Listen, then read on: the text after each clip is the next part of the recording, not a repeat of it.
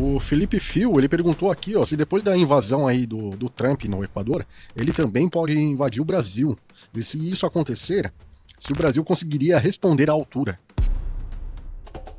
Se os Estados Unidos vencerem, o que vai acontecer? Eles vão controlar boa parte do petróleo global, já controla a maior reserva que é a Venezuela, agora vão controlar a do Irã.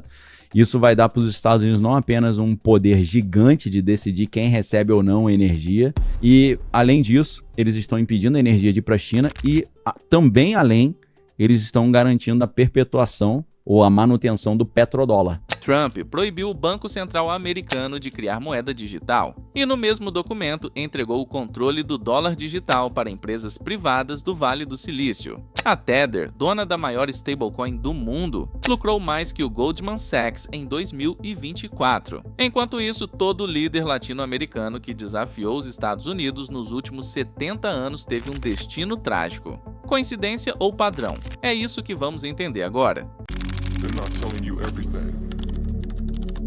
O Vinícius Castro, ele mandou aqui, ó, qual o impacto em uma possível vitória do Ocidente nessa guerra do Irã, com a guerra da Rússia e Ucrânia? O impacto é o seguinte, né? Eu ontem ou hoje estava assistindo um russo que é dono de um fundo de investimento, ele estava explicando a guerra. E para ele, essa guerra, tudo está acontecendo, é uma jogada genial do Trump. Essa guerra agora. Agora. Do Irã. Porque o Trump, resumindo assim, uma palestra de 1 hora do cara. O que eu falei. A China tem 3 fontes de petróleo, né? Venezuela, Rússia e Irã. Venezuela e Irã já saiu, então a China vai ficar na mão dos Estados Unidos. Poxa, libera um pouquinho de petróleo aí. Não, mas para liberar, você vai ter que me liberar suas terras raras também. Então, seria uma jogada não só uma jogada de mestre, mas seria o Trump evitando a Terceira Guerra Mundial. Por quê? Porque ele está impedindo a China de continuar se fortalecendo, porque para um país realmente crescer muito, ele precisa de muita energia, e energia é petróleo, por enquanto. Sem petróleo, eles não conseguem continuar a ascensão que eles estão tendo, né? Então, o Trump estaria impedindo a China de realmente estar em pé de igualdade com os Estados Unidos para poder bater de frente numa Terceira Guerra Mundial. Eu acho que não é isso. Para mim, esse cara tá fazendo uma leitura muito otimista da coisa, apesar dele ser russo, né? Ele tem um olhar assim um pouco diferente, né? Então, nessa leitura, se os Estados Unidos vencerem, o que vai acontecer? Eles vão controlar boa parte do petróleo global, já controla a maior reserva que é a Venezuela, agora vão controlar a do Irã. Isso vai dar para os Estados Unidos não apenas um poder gigante de decidir quem recebe ou não energia, e além disso, eles estão impedindo a energia de ir para a China e também além, eles estão garantindo a perpetuação ou a manutenção do petrodólar. Porque sem o acesso ao petróleo ou sem o petróleo vendido em dólar, o dólar perde boa parte da sua razão de ser, né? Que depois que perdeu o lastro, virou uma moeda sem lastro, né? Como a gente chama de moeda fiduciária, moeda que o seu valor é uma fé que você tem, que ela tem valor, apesar dela não ter. O valor do dólar é que, em tese, com esse acordo do petrodólar, todo mundo que quer comprar petróleo tem que comprar dólar primeiro. Então o dólar ele ganha uma importância, né? Então eles estariam, se os Estados Unidos vencerem, Trump salvou o mundo da Terceira Guerra Mundial, Trump venceu, colocou a China numa encruzilhada energética e ele salvou o petrodólar. Se ele vencer, é isso. O Correndo pra Cachorro, ele perguntou se com as escaladas de guerra no mundo, o Bitcoin pode perder o seu valor. Cara, o Bitcoin pode perder o seu valor mesmo sem escalada de guerra. Então ele não precisa disso. Mas o Bitcoin, cara, o que eu vejo como futuro do Bitcoin é o Bitcoin começar a sair de cena para dar lugar às stablecoins. Então, cada vez mais os americanos eles vão impedir as pessoas de terem uma maneira de operar as suas finanças sem passar pelo controle central. Trump assinou ordem executiva em 23 de janeiro de 2025, proibindo o Fed de criar CBDC. mas promoveu stablecoins privadas como USDC e USDT no mesmo documento. A Tether lucrou 13 bilhões em 2024, mais que o Goldman Sachs. O controle do dólar digital saiu do estado e foi para o Vale do Silício. E a melhor maneira de fazer isso é acabar com a ideia das moedas digitais dos bancos centrais, né? Porque você tem três coisas diferentes. Você tem o Bitcoin, que nasce com uma proposta ali de ser uma moeda descentralizada e fugir desse controle estatal. A gente tem abaixo do Bitcoin, ou tipo assim, pegando uma ideia boa e transformando numa coisa do demônio, você tem as CBDCs, que são as Central Bank Digital Currencies. Então você transforma o conceito do blockchain, que é uma proposta para liberdade e não fugir, né, do controle estatal, você transforma num controle total, né, porque você tem uma moeda digital, só que ela é centralizada nos bancos centrais. Então é o demônio pegar um negócio que era do bem e transformar numa ferramenta do mal. Só que agora a gente está vendo Trump literalmente matando as CBDCs. O cofundador da Tether disse na Token 2049: toda moeda será uma stablecoin até o dólar e o euro. Stablecoins são tão programáveis quanto CBDC. Cancelam contas, impõem prazo de validade ao saldo e restringem compras. É o mesmo controle do yuan digital chinês operado por corporações. Porque o Trump, para agradar o Vale do Silício que o colocou no poder, ele emitiu uma ordem executiva proibindo o Banco Central americano de fazer uma moeda digital. Aí você fala, então Trump vai acabar com as moedas digitais centralizadas, vai deixar só o Bitcoin e o Ethereum, né, as moedas descentralizadas. Não. Ele está trocando o controle das moedas digitais centralizadas, tirando do Banco Central americano e entregando para o Vale do Silício, que são os caras que patrocinaram ele, com a stablecoin. O que é a stablecoin? É uma moeda digital que é atrelada a uma moeda estável, nesse caso o dólar. Então, assim, a stablecoin é um exemplo de dólar digital, tanto quanto as CBDCs, só que não é controlado pelo Banco Central, é controlado pelas empresas privadas do Vale do Silício. Aí a gente tem o Circle, que é o USDC, tem o Tether, que é o USDT, tem a moeda, a stablecoin do PayPal, tem a stablecoin do Trump, o Trump tem uma empresa de stablecoin também.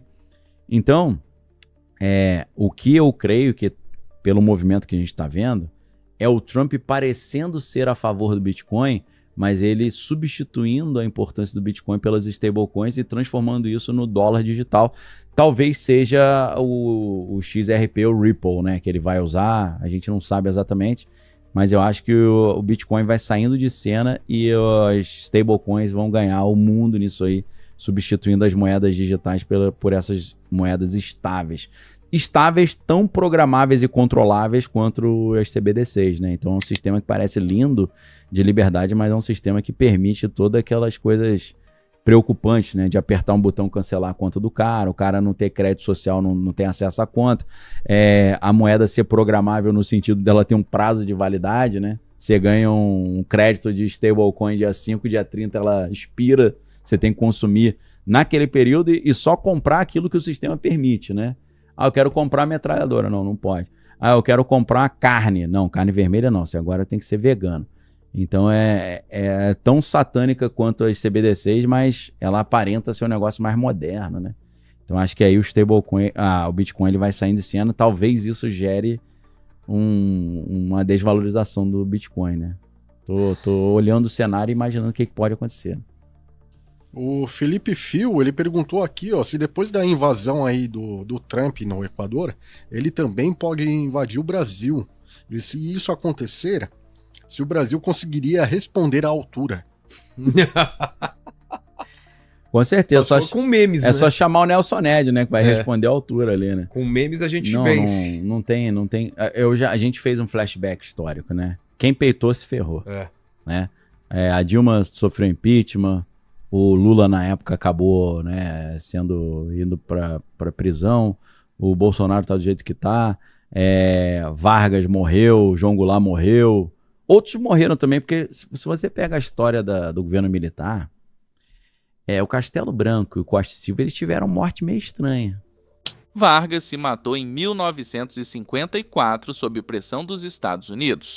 JK morreu em acidente em 1976. Jango morreu no exílio. Comissão da Verdade recomendou investigar envenenamento via Operação Condor. Lula, Dilma e Chaves tiveram câncer entre 2011 a 2012. O padrão se repete. Resistir aos Estados Unidos custa caro. Né? Acho que foram 2 acidentes. Depois confere pra mim, Homer. O Castelo Branco, se eu não tô enganado, ele caiu o helicóptero e o outro bateu de carro, alguma coisa assim. Assim como aconteceu com o Juscelino Kubitschek também. Juscelino Kubitschek morreu num acidente de carro. Dizem que porque ele tava querendo voltar, ou ele tinha um quê meio assim, mais comunista, os americanos supostamente sabotaram, né? João Goulart também teve uma morte estranha no exílio. Então dizem que não foi só o João Goulart e o Vargas que peitaram os Estados Unidos, tiveram mortes estranhas, não. Até uma galera do... Se você tá curtindo assistir esse vídeo, então já deixa seu like e se inscreve no canal para não perder nenhum vídeo sobre esse caso, que ainda tem muito o que ser explicado. No governo militar, você tinha a linha dura e você tinha a Sorbonne. Sorbonne é a galera que os militares estudaram na França, que tinha uma visão meio de esquerda, assim, entendeu? Era mais... Então você tinha uma briga entre a linha dura e a Sorbonne.